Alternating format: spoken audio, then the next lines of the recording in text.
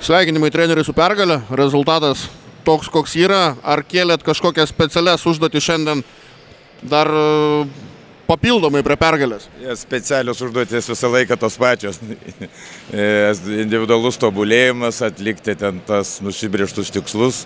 Ten pergalė šioje tokiam laikinam etapė nėra taip svarbus. Svarbu tas, žinot, tas mergaičių mūsų tas tobulėjimas. Labiau žiūrim į tuos tą tokią ateities viziją.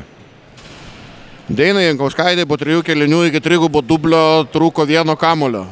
Ar žinojot, ar pasodinot ir ar būtumėt išleidęs, jeigu būtumėt žinojęs? Tikrai būtumėm išleidę, jei būtumėm žinoję, ne, juokavim, tikrai nesureikšminam asmeninių rezultatų. Aišku, smagu, kad mergaitės ten ir siekia savo asmeninių rekordų rezultatų, bet iš esmės, kaip sakau, gal tų individualių savybių tobulinimas labiausiai domina ir progresas. O komanda laimi, visi patenkinti, aišku, išskyrus varžovus, viskas gerai.